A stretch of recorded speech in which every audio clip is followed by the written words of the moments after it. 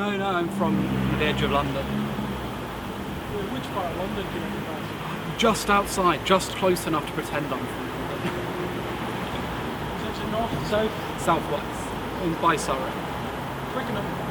Yeah, that's really close. That's the nearest bit. Muskey! What do you do for a living? I'm a PhD student. We're going back to the new town. Yeah. Are you residents of Edinburgh? Part-time, Yeah. 6 months out of the year, yeah. Are you students or something? No, I'm a writer. Oh, Yeah, I live back in Boston, but I've spent a lot of time out here. I can work remotely. So.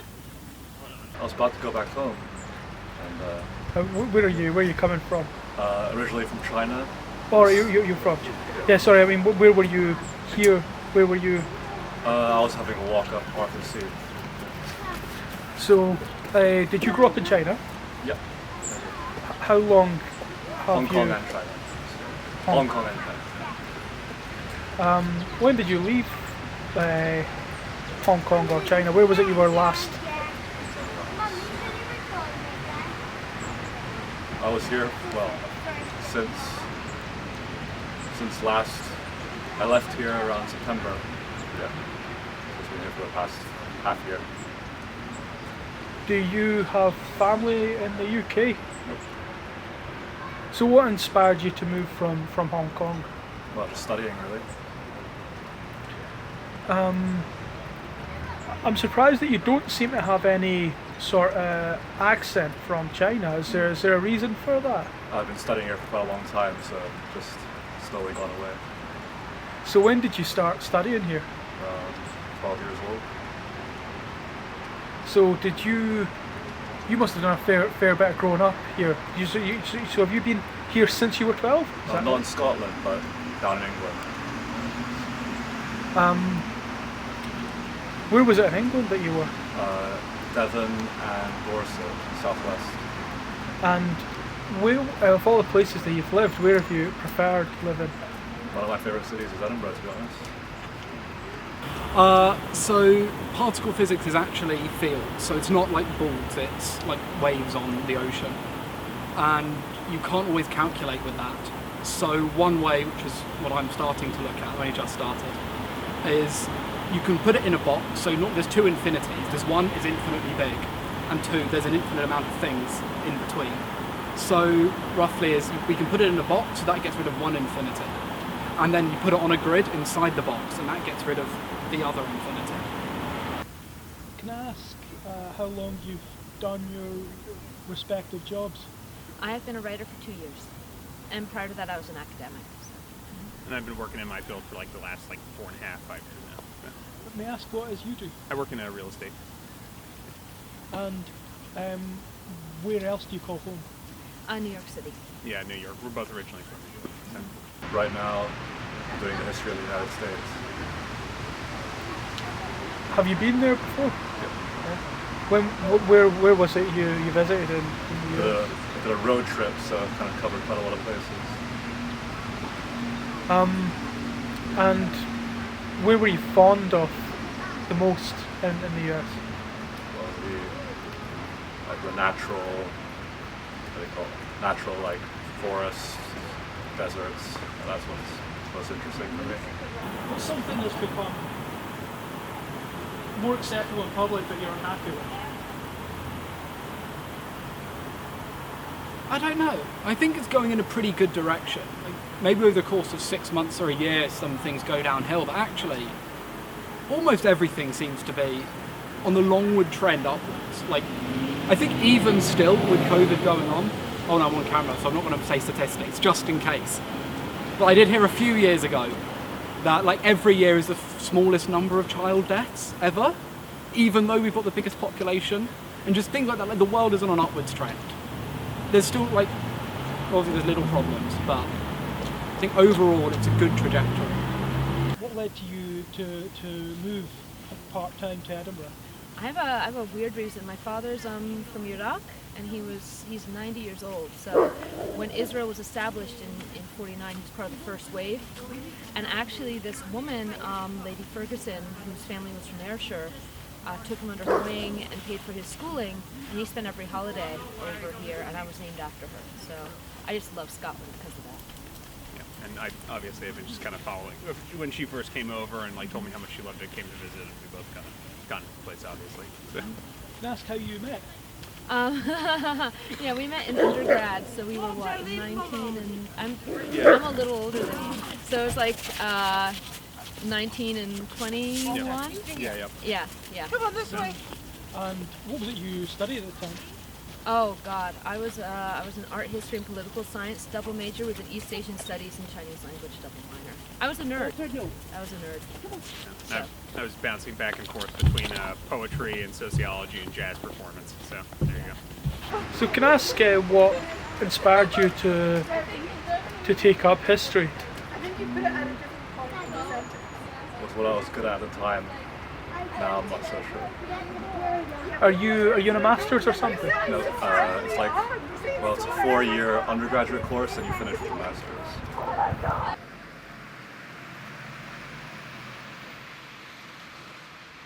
The meaning of life?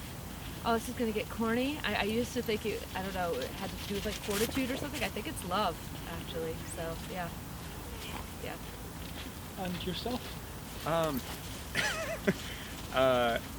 Honestly, I don't know. I sort of have a sense that most of what we experience is generally this kind of like ongoing sort of process of chaos in which we're simply like existing in this space.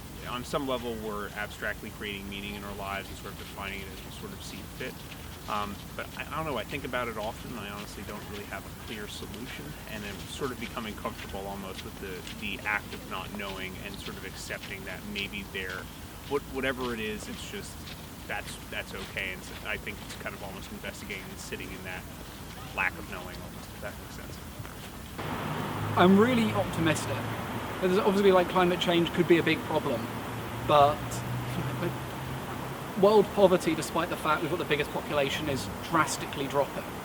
All of these things are drastically dropping, and I think Steven Pinker says a lot on it.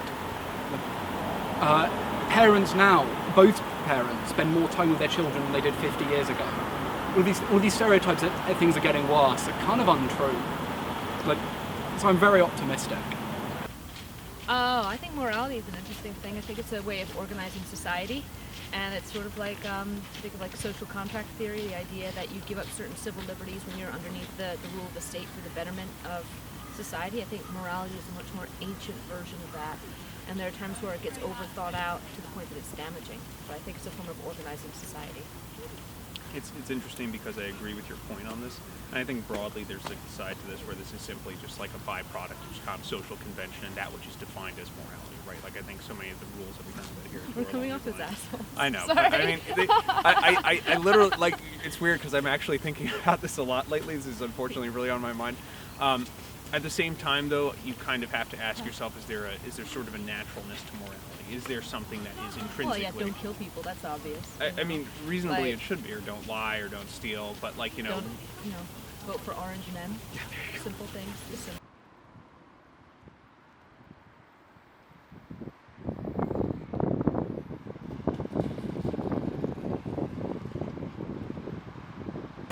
Like everyone's moving up compared to the rest of the world. Like Europe isn't dominating like it did 100 years ago. So how do you feel about with Brexit? Do you feel like do you think it's a new opportunity to have trade, wider trade with the rest of the world, or like other sort of partnerships, or do you think it's an inward sort of insular and quite negative thing?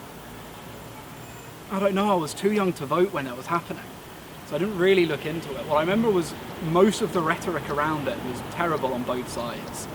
Like the Remain was like shouting, "You're a racist" to anyone that votes leave, and Leave being like, "Oh, we want sovereignty." Well, what does that mean? You're just shouting abstract words here. I've lived in Beijing. I've lived in France, Italy, Spain, Israel, a few other places. Yeah. Where do you think you have the most fun? Or Edinburgh. Always, yeah. And yourself?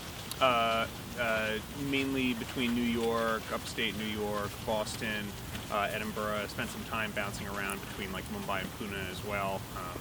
So, yeah, but Edinburgh is definitely pretty high up on the list. And where would you say is, besides Edinburgh, where would you say, besides say Edinburgh and New York, where would you say you've enjoyed the most?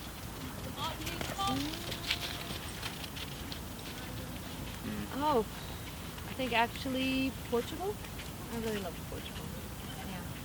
Maybe London, actually. But I just, I like the same things about London that I like about New York, the kind of cosmopolitanism, the sort of internationality of it. It's nice.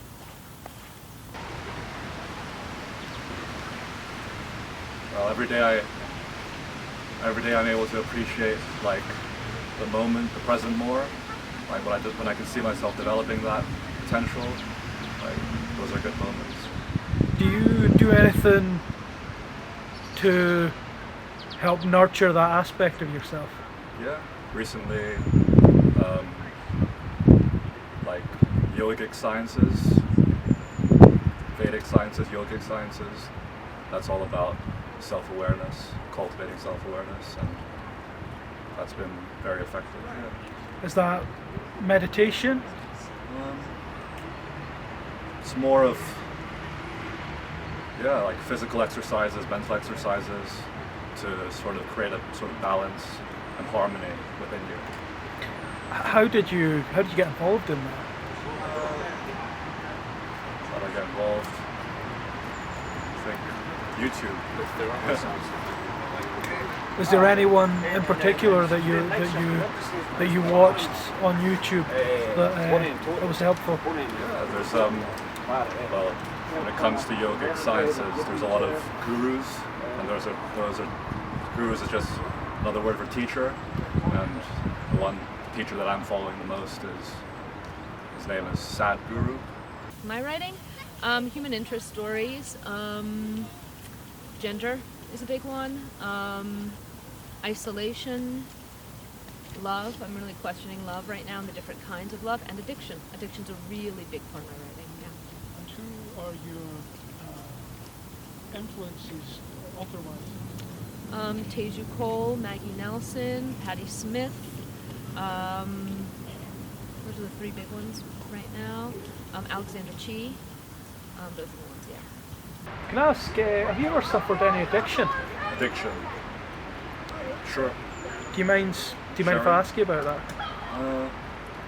Yeah, absolutely. I was part of that 90s generation in the United States where they gave us all prescription drugs. So I was part of that wave where we were all just kind of across the board. I mean, they have like Euphoria talks about it. There's a lot of films that talk about it. So across the board, we were just given these drugs, and you start between the ages of like 3 and 6, and you don't actually have an accurate diagnosis of something like ADD. It's just sort of like this pandemic, if you will, no pun intended, of diagnosing kids. You just all start taking it, and we all, I remember like middle school, high school, we would all trade our different ADD drugs. And then at one point, quite a few of us were lucky enough that we kind of figured out that there was a problem. And I took off a year and just went cold turkey. And that was horrible. Then I was fine. But it was very scary because you have children who have the confidence only in this pill to help them succeed rather than in themselves eventually. So yeah. How old were you? I'd say addiction is just compulsiveness, compulsive behavior.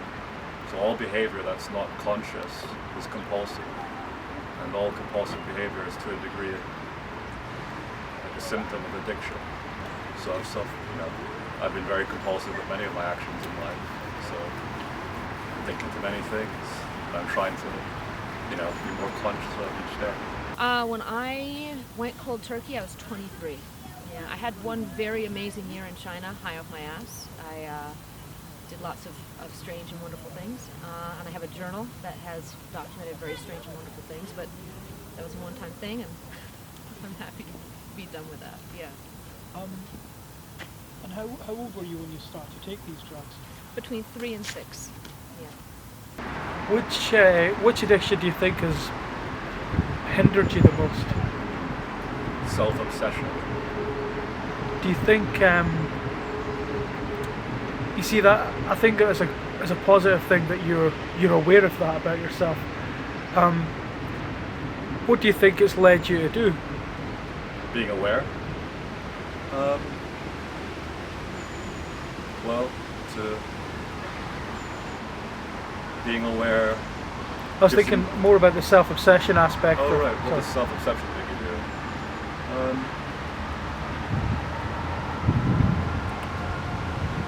Makes you do things without knowing why.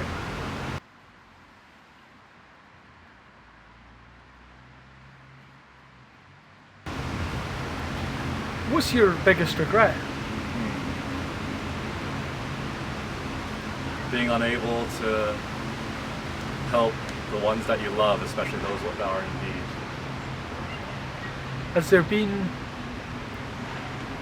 Do you mind telling me a little bit more about that? Sure. When someone is in a bad situation for themselves,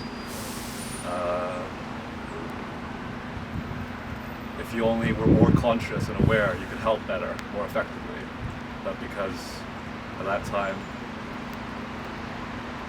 I wasn't, I tried to help, but maybe my help just made it worse. So don't want to make those mistakes again. Would you be happy to disclose what event that was? Yeah, okay. It was a like an older friend I had, and she was drug addictions, but mostly drug addictions is actually a symptom of just self-obsession. So self-obsession manifested through drug addiction. Social media has been designed in a way to get you hooked on it. It's been designed in a way to play with your psychology so that you stay on it, and that's how they get their revenue. So it's a promotion of addictive, unconscious behavior, and I think it's evident that it has a big effect.